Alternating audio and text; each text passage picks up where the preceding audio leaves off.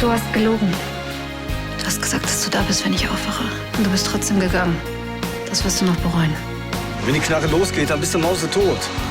Was anderes hat er auch nicht verdient. Ich habe vor langer Zeit mit Jan abgeschlossen. Und mit dir erst recht. Also lass mich bitte in Ruhe. Sie ist schuld, dass ich mich in meinen Bruder verliebt habe. Es war Liebe auf den ersten Blick. Patre, sind Sie noch da?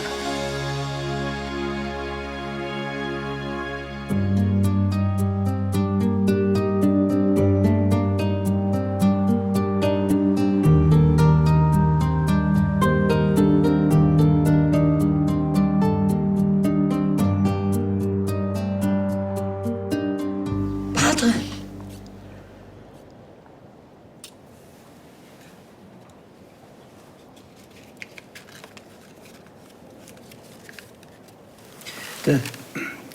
Das Gebet des heiligen Franz von Assisi.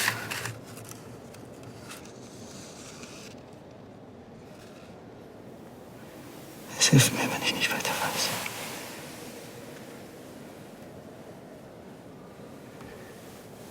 Ich spreche nicht frei von deinen Sünden. Ich habe immer gedacht, dass ich mit niemandem darüber reden kann. Aber manchmal ist es voll einfacher, mit einem Fremden darüber zu reden. Dankeschön. Geh hin in Frieden.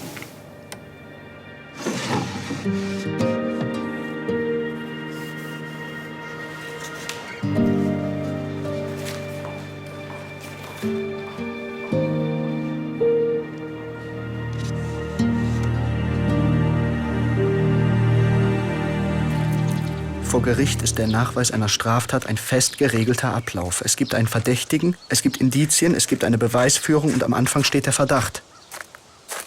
Sebastian? Aber das alles nützt dir gar nichts, wenn du diesen Verdacht nicht wahrhaben willst. Sebastian, was ist los?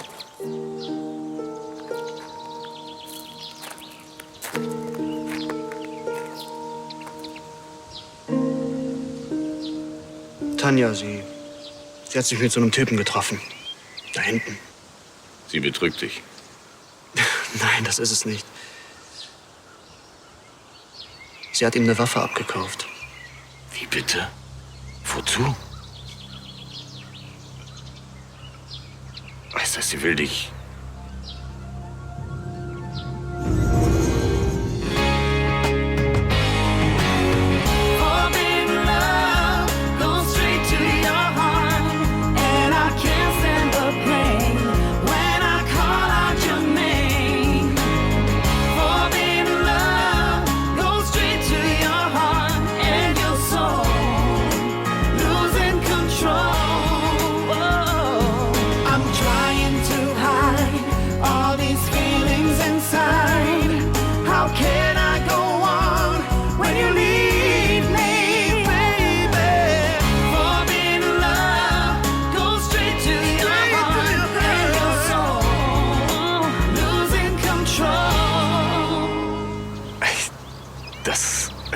Du hast dich verhört, das Ganze ist ein Missverständnis. Sie hat diesem Typen ziemlich deutlich klargemacht, was sie mit dem Ding vorhat.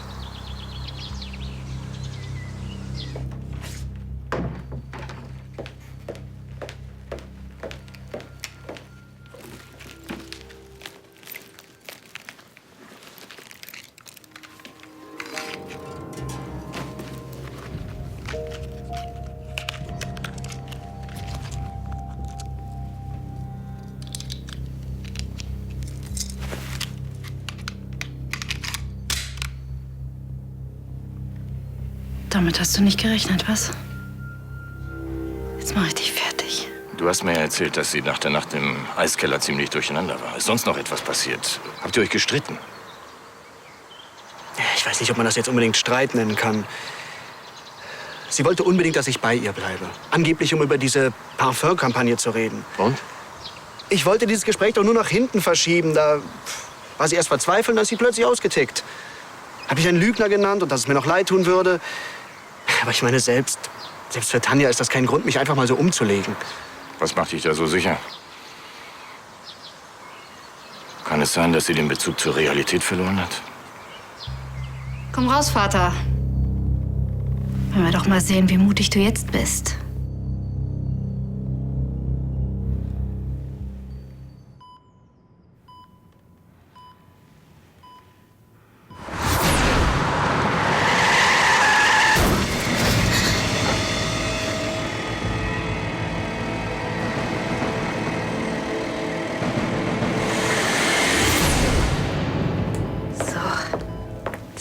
frischen Kräutertee. Ja, mir wäre Kaffee auch lieber gewesen, aber ich dachte, heute Nacht ist es schon schwierig genug für uns zu schlafen. Alle 2 Stunden wird der Wecker klingeln, damit wir Philipp umlagern können. Ich bin so froh, dass du heute Nacht bei uns bleibst. Hey, das ist doch klar. Ludwig und die anderen denken, dass ich mir zu viel aufgehalst habe. Aber wir werden das zusammen durchstehen. Wir haben schon ganz andere Dinge gemeistert und da kriegen wir das auch noch hin. Und er wird ja nicht ewig im Koma liegen. Und wir können endlich in Ruhe zusammen Zukunftspläne schmieden. Zukunftspläne? Ja, als erstes steht unsere Hochzeitsreise an. Die haben wir ja unzählige Male verschoben. Ja. Sobald Philipp wieder auf den Beinen ist, geht es los. Und irgendwann wollen wir doch auch eine Familie gründen. Was hältst du davon?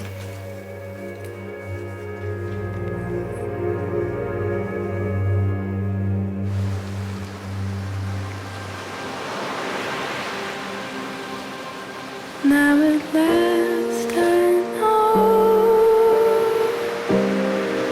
what a fool I've been, for I've lost the last love I shall ever win.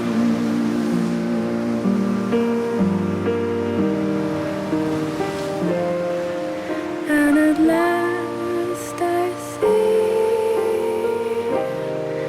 how my heart was blind to the joys before me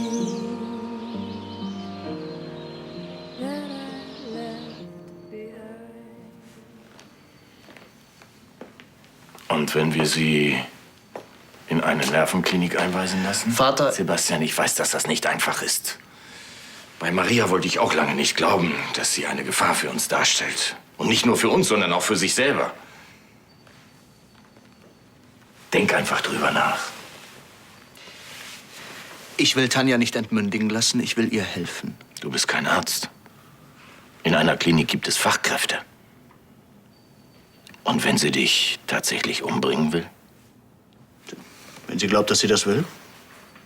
Es macht sie unberechenbar. Und genau deshalb werde ich jetzt keine Ärzte auf den Hals hetzen, vor denen sie Angst hat. Das verstört sie doch nur noch mehr. Sag mal, begreifst du das nicht? Dein Leben ist in Gefahr. Ja, ist schon klar. Was willst du tun? Ihr zeigen, dass sie mir vertrauen kann. Und gleichzeitig werde ich diese Waffe suchen. Und dann? Werde ich als erstes dafür sorgen, dass sie damit keinen Schaden anrichtet.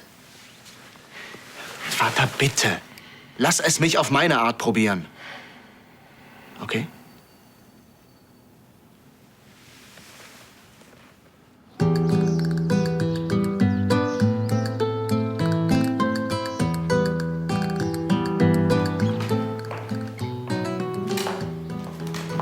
Hey. Hey. Ich habe gehofft, dass du schon da bist. Leider noch nicht ganz. Ich muss noch mal weg in Hausbesuch.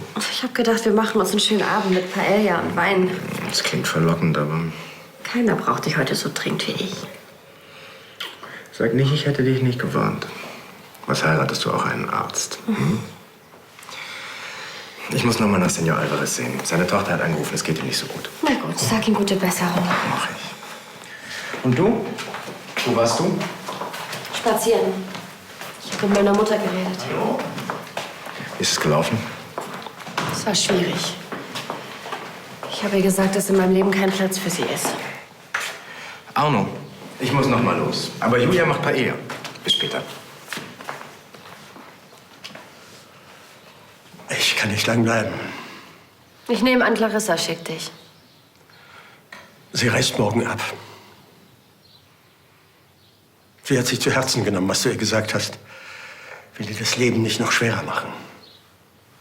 Ihr Flug geht morgen Mittag. Also wenn man wollte, könnte man sich ja bis dahin noch von ihr verabschieden. Bleibst du zum Essen? Nein, ich will sie jetzt nicht allein lassen. Es ist schwer für sie.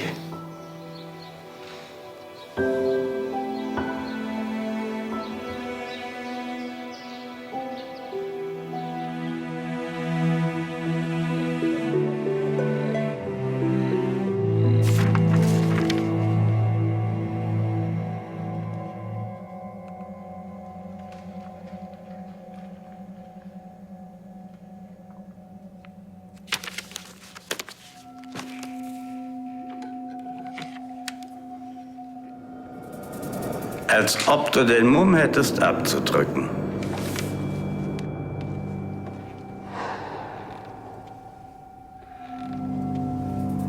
Das werden wir ja sehen. Du kannst mir nichts vormachen, Tanja. Du bist nichts als eine Enttäuschung. Ein Versager. Und das wirst du auch immer bleiben. Eine Versagerin. Tanja? Tanja, bist du da?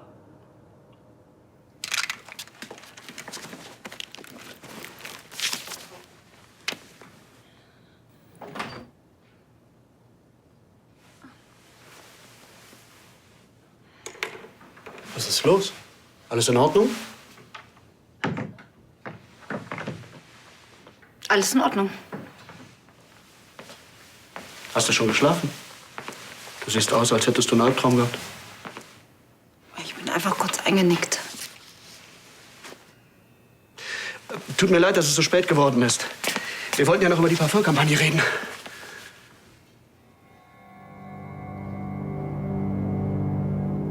Das können wir auch morgen. Aber es war dir doch so wichtig. Gut. Wo willst du denn hin? Mich umziehen. Bin auch müde. Das heißt, du bleibst? Natürlich. Ich komme gleich ins Bett.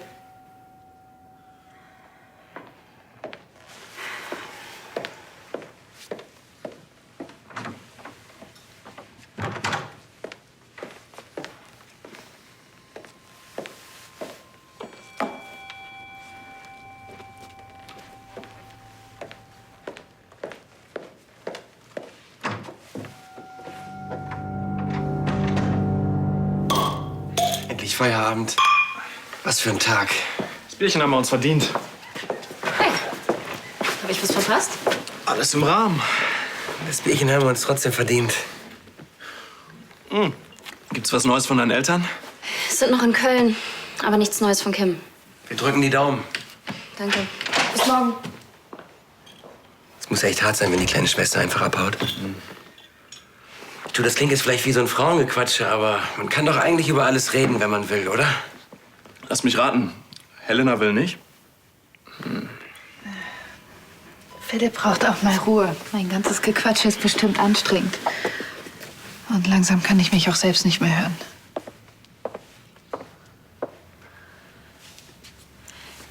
Nico, du gibst die Hoffnung halt nicht auf. Und Philipp muss das wissen. Aber ich sitze hier und rede von unserer Hochzeitsreise. Dabei ist überhaupt nicht klar, ob Philipp jemals wieder aus dem Koma aufwacht. Geschweige denn auf dem Kartonpass herumklettern kann. Das wird er. Ihr werdet zusammen noch jede Menge reisen. Und Helena, bitte nicht. Es wird alles wieder gut, das sage ich mir selbst jeden Tag. Das sagen mir alle anderen jeden Tag. Aber du bist meine Freundin. Du musst mir die Wahrheit sagen. Versprich mir das.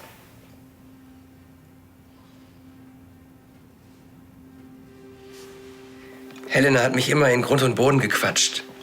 Sie hat mich mit zur Paartherapie geschleppt und wir haben über jede Kleinigkeit diskutiert. Aber jetzt, wo ich mit ihr über unsere Beziehung reden will, da macht sie total dicht. Tja, geht mir doch mit Olli genauso. Sie hat mich sogar betrogen und wir haben nicht mal richtig darüber geredet. Vielleicht ist es ja auch gar nicht nötig. Überleg doch mal mit uns und Jessica. Wir waren total besoffen und sie war total willig. Da ist es halt einfach passiert. Aber man kann doch nicht einfach so tun, als wäre gar nichts gewesen. Und wenn doch? Man fängt einfach von vorne an und tut so, als würde man sich neu kennenlernen. Und du meinst, es funktioniert? Bei mir nicht, aber vielleicht klappt's ja bei dir. Hm? Natürlich weiß ich, dass die Prognosen nicht gut sind. Ich habe mit allen Ärzten gesprochen. Ich habe mir Bücher besorgt. Und mit jedem Tag, der vergeht, wird es unwahrscheinlicher, dass Philipp aus dem Koma aufwacht und wieder der Alte wird.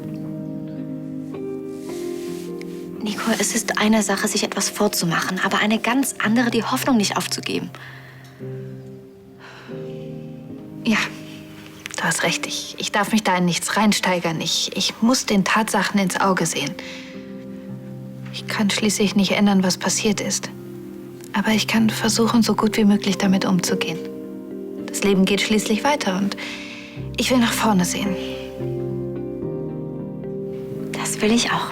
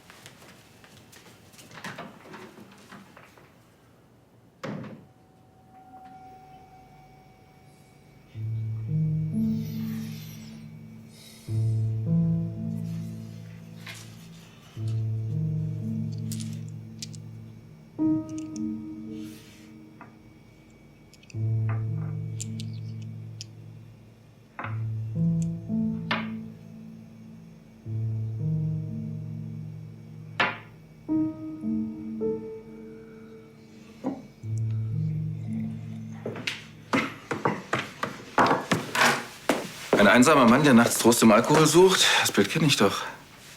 Ach ja, richtig. So sah ich auch oft aus, als ich noch mit Tanja zusammen war. Vielleicht solltest du dir das mit der Hochzeit noch mal überlegen. Andererseits kann ich natürlich verstehen, dass du dich absichern willst. Wer ist denn nicht der erste Mann, dem sie versucht, sein Kind vorzuenthalten?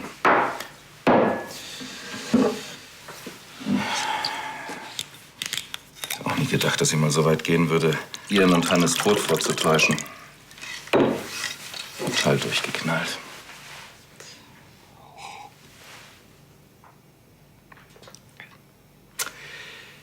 Tja, Sebastian, alte Plaudertasche.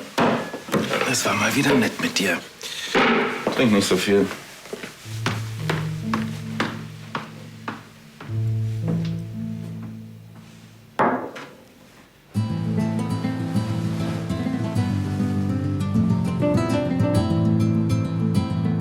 Gestern habe ich dir gesagt, dass ich die Prüfung annehme.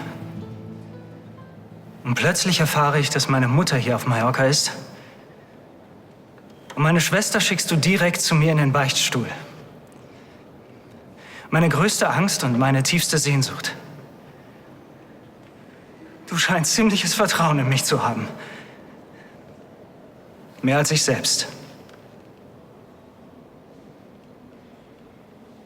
Liegt das daran, dass du mich besser kennst, oder überschätzt du mich einfach nur?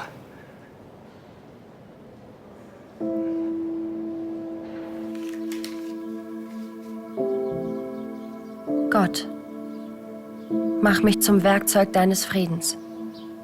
Wo Hass ist, lass mich Liebe sehen. Wo Schuld ist, Verzeihung. Wo Verzweiflung, Hoffnung. Wo Zweifel ist, Glaube. Wo Traurigkeit, Freude. Wo Dunkelheit, Licht. Sie würde wohl gerne kommen, aber ich glaube, sie kann einfach nicht.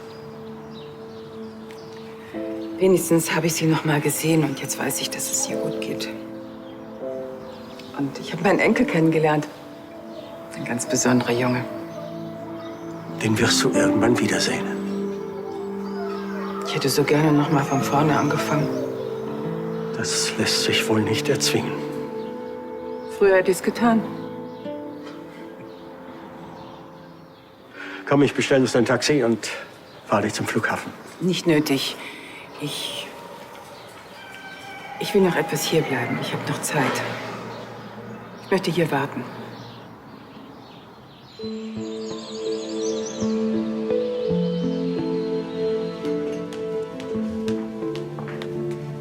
Dankeschön. Na, da bist du ja. Na, war es anstrengend bei Philipp? Es geht. Und wo ist Nico jetzt? Sie schläft ein bisschen. Der Pfleger hat sie abgelöst. Du sollst dich vielleicht auch mal ein bisschen hinlegen. Bist bestimmt ganz schön am Ende. hm? So schlimm war es gar nicht. Nico und ich, wir haben viel geredet. Das hat mir sehr gut getan. Wir sollten auch mal reden. Okay. Worüber? Über uns. Ich weiß jetzt, was wir machen müssen. Wir tun so, als würden wir uns gar nicht kennen. Wieder so ein Rollenspiel? Nein, unsere Beziehung. Wir fangen doch mal von neu an. Guck mal, das ist so, wie wenn dein Computer abstürzt. Dann hast du ja auch keine andere Möglichkeit, als ihn noch mal auszumachen und ihn neu zu starten. Und das machen wir jetzt auch. Aha. Pass auf. Wir vergessen einfach den ganzen Mist, der passiert ist, und fangen noch mal ganz von vorne an. Ich glaube nicht, dass das so einfach funktioniert. Wir reden später weiter. Ich muss leider los. Du wirst Augen machen. Ich habe eine Überraschung für dich.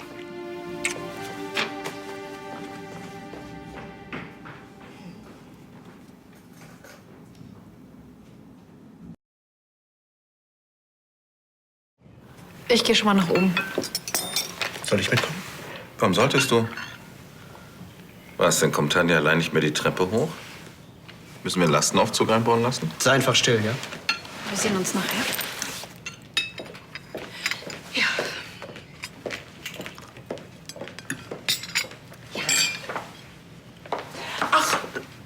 Rebecca hat angerufen. Sie ist gut angekommen in New York.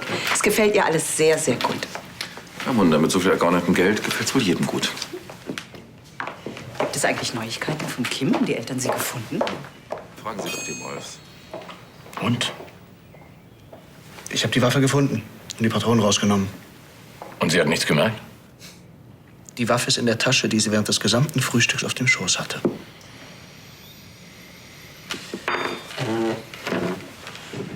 Tanja ist nicht mehr sie selbst. Ich kann sie nicht mehr einschätzen. Stell dir doch nun mal vor, sie bekommt was mit und haut ab. Dann sehe ich mein Kind nie. Wie kommst du jetzt darauf? Kann ich Ihnen noch irgendetwas bringen? Nein, vielen Dank, Justus. Können wir spazieren gehen, dann sind wir ungestört. Ja.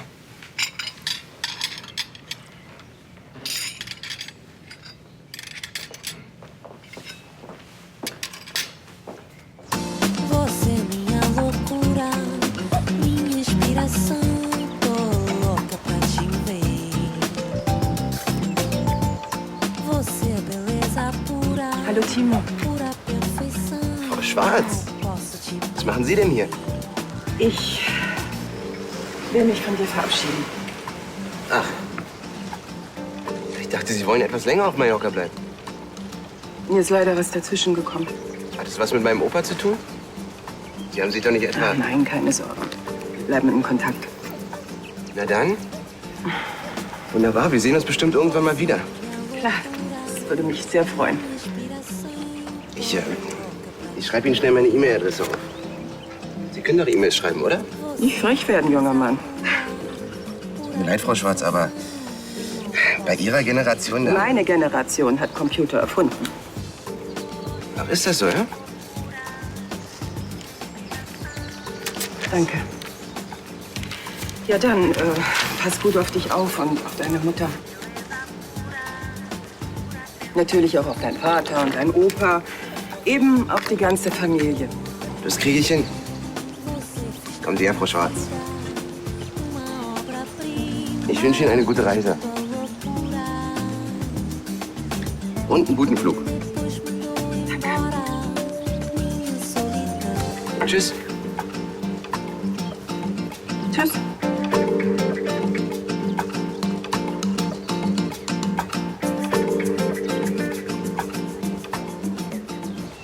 Mein Gott, sie rennt mit der gottverdammten Knarre rum. Die bringt sie ja sogar mit zum Frühstück. Aber ich werde die Mutter meines Kindes nicht einfach so entmündigen und in eine Klinik einweisen lassen. Ich verstehe dich, obwohl ich glaube, dass es noch einen anderen Grund gibt, dass du zögerst, einen Psychologen zu Rate zu ziehen. Ach ja, zum Beispiel? Tanja bedeutet dir mehr, als du zugeben magst. Sie hat immer zu mir gestanden. In meiner Scheidungsphase mit Lydia, unter anderem auch, als du mir die ganze Zeit misstraut hast. Und in meinen Konflikten mit Ansgar. Sie hat dich gebraucht. Du warst der Schlüssel zurück ins Schloss. Sie war mir gegenüber immer loyal. Und das werde ich ihr nicht vergessen. Loyalität, ist das alles? Ach, weißt du, das ist weitaus mehr, als mich mit den meisten anderen Menschen verbindet. Sie ist gefährlich. Du kannst ihr nicht mehr vertrauen. Und genau deshalb brauche ich etwas, das ich gegen sie verwenden kann, falls es zu einem Sorgerechtsverfahren kommen sollte. Ich werde sie damit konfrontieren, dass ich von der Waffe weiß. Und dann werden wir sehen, wie sie reagiert. Du brauchst einen Zeugen. Es reicht, wenn ich das Gespräch aufzeichne. Ja, und dann kann ich immer noch sehen, wie ich danach weiter verfahren will.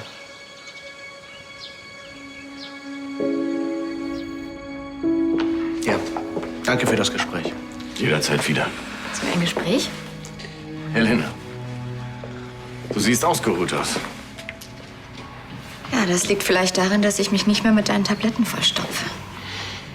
Die waren auch nicht als Dauerlösung gedacht, das weißt du. Ich war die ganze Nacht bei Nico und Philipp. Erst dachte ich stehe das nicht durch, aber ich hatte auch keine Tabletten dabei. Das war nur der erste Schritt. Ich bin sicher, bald hast du alles vergessen. Ich werde das nie vergessen. Ich bin für Philipps Zustand verantwortlich. Ich habe einen Menschen angefahren, habe Fahrerflucht begangen und ich habe es nicht geschafft, dazu zu stehen. Ich habe Schuld und ich werde das nicht weiter vor mir selbst verleugnen. Ich muss aushalten, damit zu leben. Auch ohne Tabletten. Sonst kann ich Nico nicht die Freundin sein, die sie braucht und die sie verdient.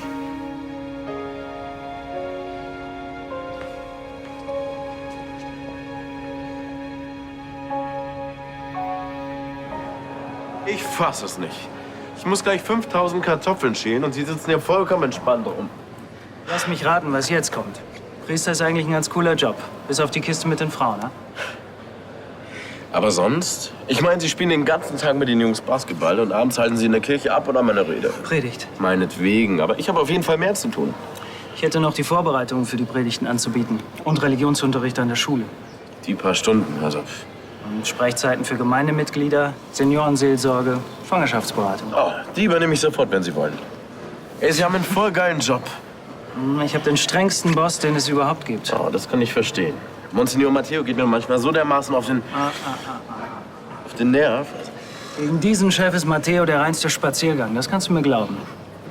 Und wenn ich seinen Anforderungen nicht genüge, kann ich meinen Job an den Nagel hängen. Also wenn Sie unreine Gedanken haben, ja. Aber solange die Arbeit nicht drunter leidet, ich meine, manchmal, wenn ich Kartoffeln schäle, dann habe ich auch unreine Gedanken. Und leiden die Kartoffeln darunter? Nö.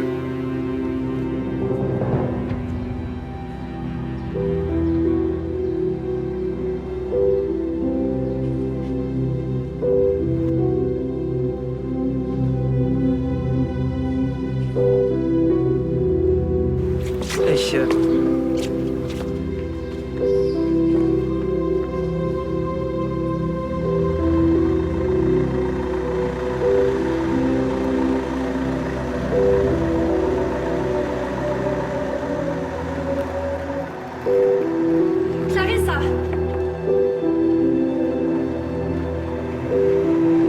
Sekunde. Hola, no necesitamos ningún taxi. Gracias.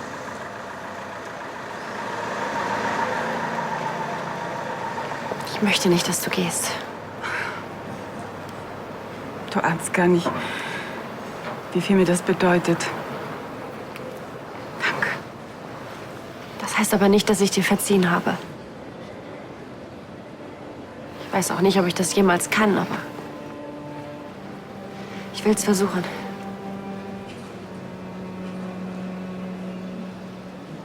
Ich helfe dir.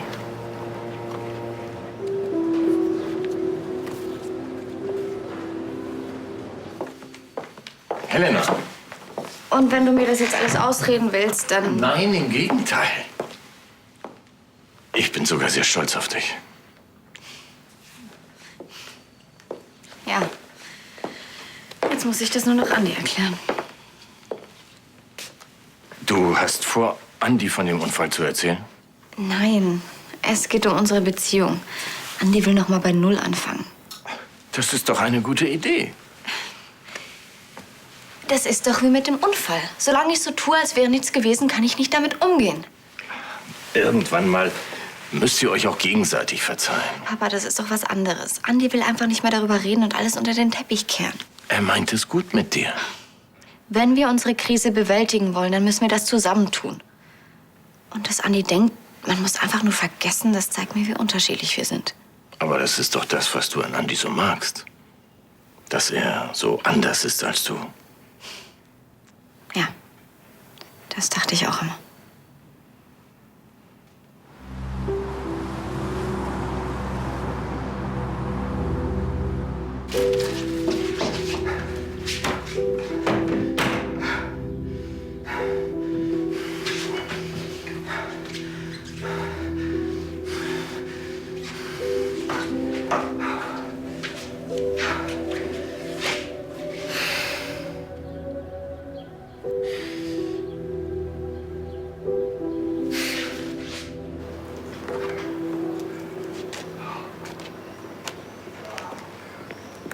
Hola, Senora Mendes. Monsignor. Es freut mich, dass es Ihnen wieder besser geht. Ja, es tat richtig gut. Ich war vorher wirklich ewig nicht in der Kirche und bei der Beichte erst recht nicht. Hauptsache, Sie haben gespürt, dass unsere Tür Ihnen immer offen steht. Können Sie mir sagen, wo ich den Padre finde, der mir die Beichte abgenommen hat? Ja, aber natürlich sehr gerne. Er hat mir ein Gebet mitgegeben und ich würde gerne mit ihm darüber reden. Kommen Sie, hier entlang, ja? Er müsste jetzt im Centro sein.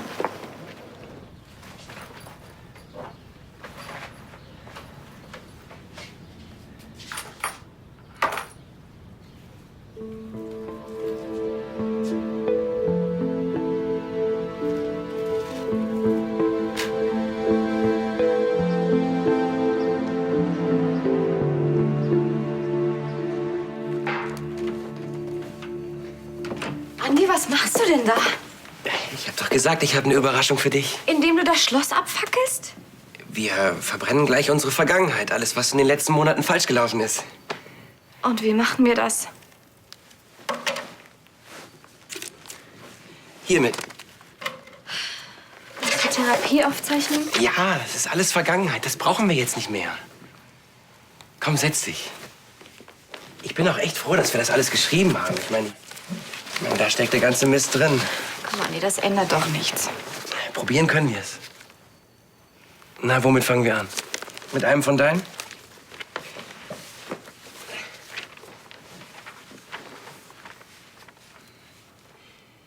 Ich hasse es, wenn Andi rülpst. Er macht das nur, um mich zu ärgern.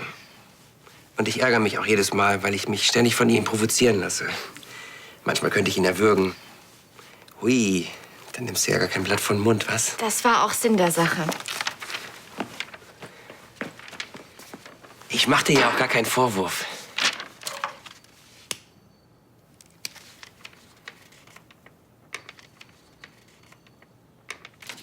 So, und jetzt du. Mann, Andi, das bringt doch nichts. Es geht doch nicht darum, dass wir vergessen, was war, sondern dass wir lernen, damit umzugehen. Ach komm, jetzt probier das doch mal wenigstens mir zuliebe.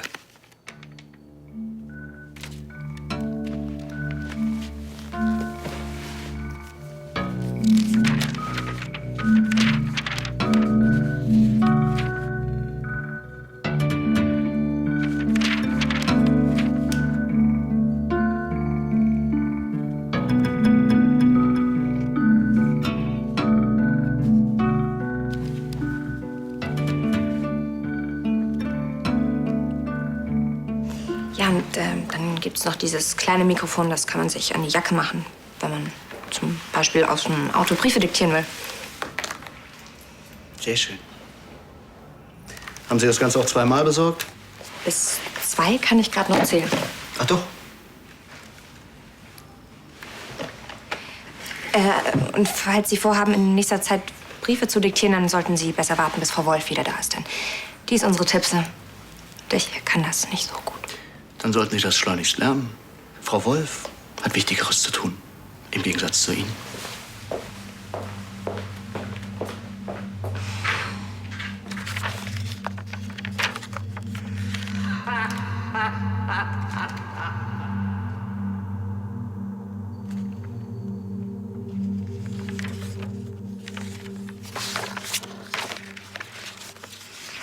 Hallo, Tanja. Ich würde mir das gut überlegen. Wenn du mich erschießt, dann hast du niemanden mehr. Dann bist du ganz allein. Die Waffe kann auch nicht darüber hinwegtäuschen, was für ein jämmerliches Nichts du bist. Du bist eine Schande für jeden Vater. Ich frage mich bloß, warum ist dein Bruder gestorben und nicht du? Du hast ihn umgebracht, du! Die Angst schnitt dir ja förmlich die Kehle zu. Mein Gott, was bist du jämmerlich. Gib dir keine Mühe. Du schaffst das sowieso nicht.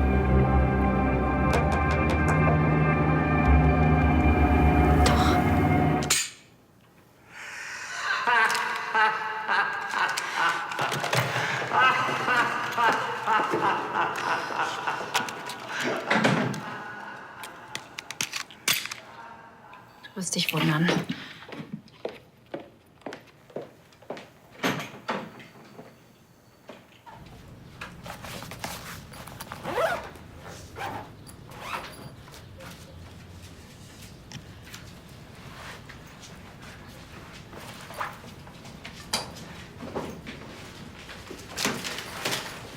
Danke, Monsignor. Hier drin? Okay. Padre?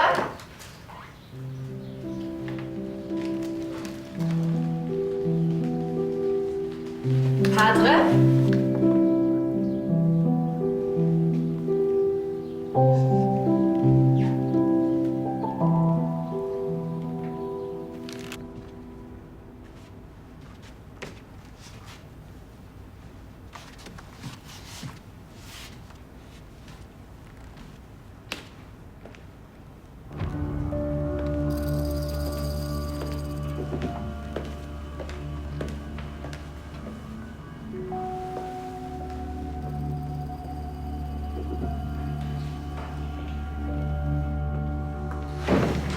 Sebastian, hast du die... Was ist? Tanja, sie ist bewaffnet. Hier, leg das irgendwo in mein Zimmer und schalt's ein. Nur für alle Fälle. Das andere trägst du bei dir? Sei vorsichtig. Ach, was soll denn groß passieren? Die Waffe ist doch überhaupt nicht geladen.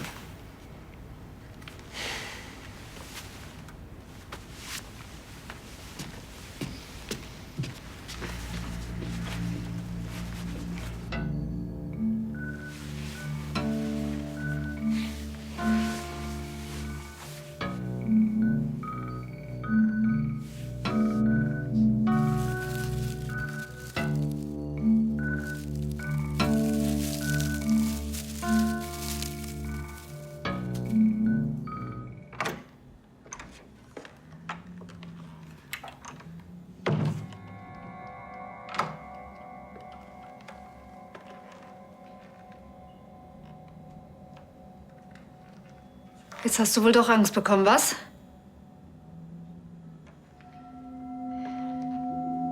Was ist? Komm raus, du Scheißkerl.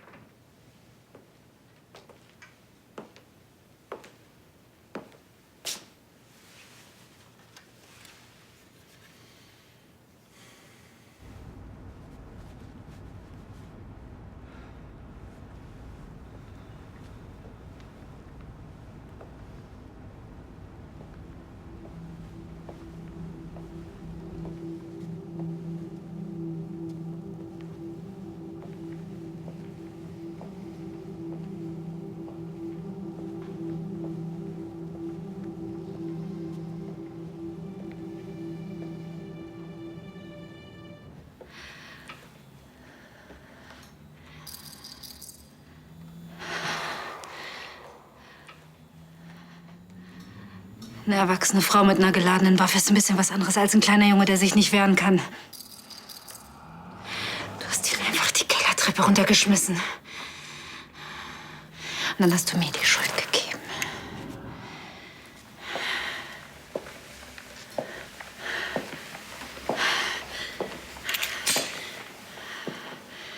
Da bist du ja.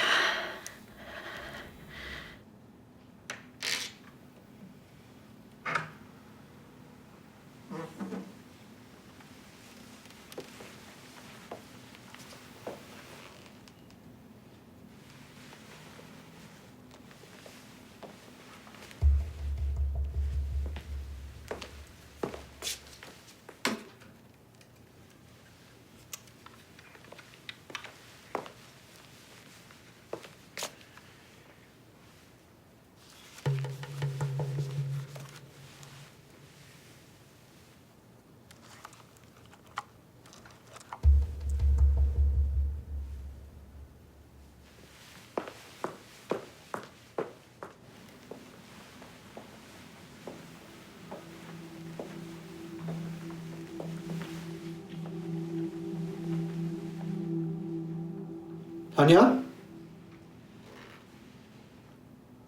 Bist du da drin? Ich komme jetzt rein.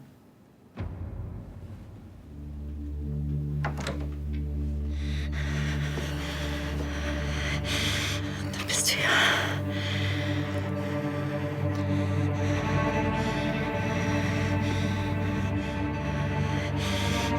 Ich bring dich um, du Scheiße.